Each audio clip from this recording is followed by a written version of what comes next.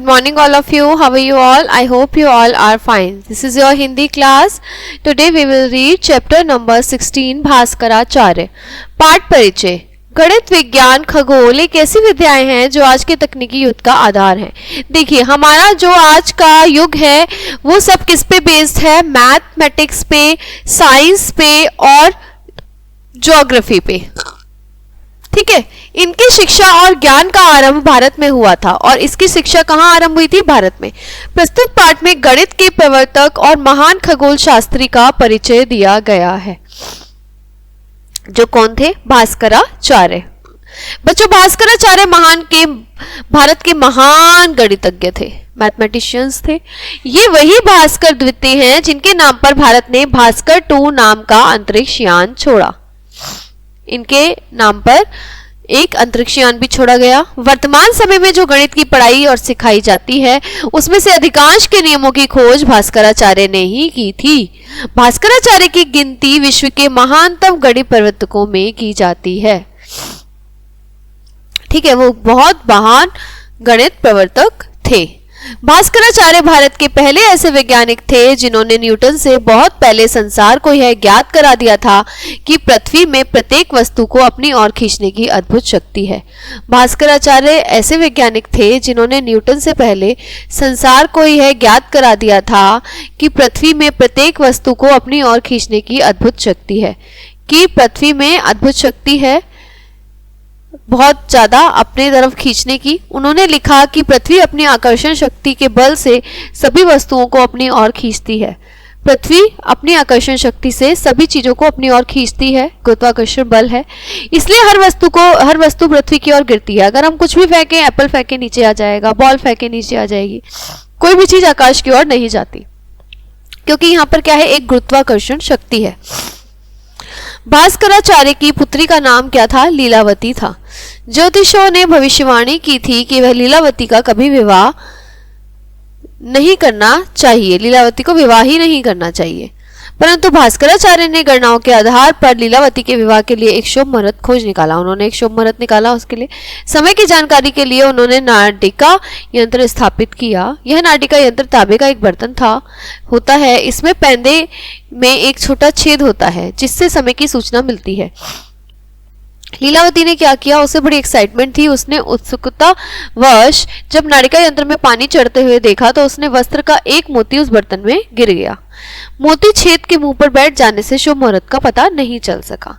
पिता पुत्री दोनों को ही बड़ा दुख हुआ. लीलावती को दिलासा देने के लिए भास्कराचार्य ने कहा, मैं तुम्हारे नाम से एक किताब लिखूंगा जिससे तुम्हारी कीर्ति सारे संसार में अमर हो जाएगी.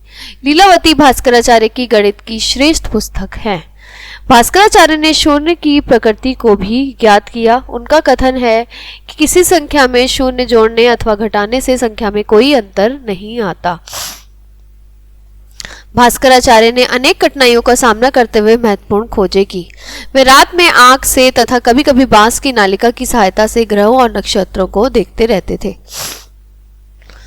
वे रात भर देखते रहते थे कि कौन सा ग्रह किस स्थान पर उदय होता है, किस किस स्थान पर भ्रमण करता है और किस समय अस्त होता है. कभी कभी भास्कराचार्य एक ग्रह की खोज के लिए 2-2 रात तक जागते रहते थे और दिन भर गणना करते रहते थे. अपनी खोज को वे पुस्तक में लिखते रहते थे. यह सब कार्य वे नौकरी अथवा पुरस्कार पाने के लालच से नहीं करते थे. इसका उन्हें शौक ही था. उनका उद्देश्य तो था सत्य की खोज करना और हर जो लाभ निकले उसको संसार तक, सब लोगों तक पहुंचाना. भास्कराचार्य में 2 विशेष गुण थे. पहला, वो इतने मेहनती थे कि भूख प्यास और नींद को तो छोड़कर वे आकाश के रहस्यों को खोजते रहते थे. और दूसरा, उनमें उतना उत्साह था कि वे ऐसे अनेक अवसर आए जब उन्हें असफलता भी मिली परंतु वो घबराए नहीं. पुनः उसे विषय की खोज में जुट गए और अंत में सफल ही हुए. अपनी महत्वपूर्ण खोजों के कारण भास्कराचार्य का नाम सदा अमर रहेगा और अंतरिक्ष उड़ानों के संदर्भ में उन्हें हमेशा याद किया जाएगा. ठीक है, वो बहुत क्या थे? एक गणितज्ञ थे, गणित के ज्ञाता थे. उन्होंने संसार में ख्याति प्राप्त करी थी. भ्रमण मतलब वो घूमना और दिलासा का मतलब होता है किसी को सांत्वना देना. श्रेष्ठ मतलब उत्तम. ज्योतिषी ग्रहों के बारे में जानने वाले. अधिकांश मतलब अधिकार.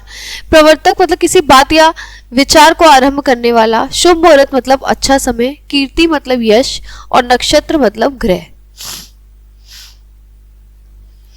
तो ये थे हमारे भारत के भास्कराचार्य, जो गणित, विज्ञान, खगोल, वैसे तो वो बहुत महान खगोल शास्त्री थे और बहुत बड़े महान गणितज्ञ थे, जिनके विषय में हमने पढ़ा। और इनको अंतरिक्ष यान जैसे कि भास्कर 2 का इनके नाम पर ही छोड़ा गया, तो उसके लिए हमेशा ही याद किया जाएगा। और इनकी 2 क्वालिटीज़ जो है वो हमेशा हमें याद रखनी चाहिए और बच्चों को उन्हीं क्वालिटीज़ को अपने अंदर भी लाना चाहिए। पहला तो वो बहुत ही मेहनती थे और वह सब कुछ छोड़ छाड़ के, भूख प्यास नींद को छोड़ के सिर्फ अपने रहस्यों को खोजने में लगे रहते थे। और दूसरा, उनमें इतना एक्साइटमेंट, इतना उत्साह था कि जब वो असफल हो जाते थे तो वो निराश नहीं होते थे, वो दोबारा उसी खोज में जुट जाते थे और वो अंत में सफल ही होते थे। तो हमें भी ऐसा ही करना चाहिए। अगर हम असफल हो जाते हैं तो हमें उसको स्वीकार नहीं करना चाहिए, उसके आगे हमेशा बढ़ने की कोशिश करनी चाहिए और हमें एक बहुत अच्छे नाम अपना रोशन करना चाहिए, कोशिश करनी चाहिए और अपने भविष्य के विषय में हमेशा अच्छा सोचना चाहिए और प्रयास करते रहना चाहिए। अपने लक्ष्य पर हमेशा अग्रसर रहना चाहिए बच्चों को हमें, ठीक है। तो इसी पार्ट से हमने ये सीखा। Now we will see you in the next class with the new chapter. Okay guys, bye bye, have a nice day.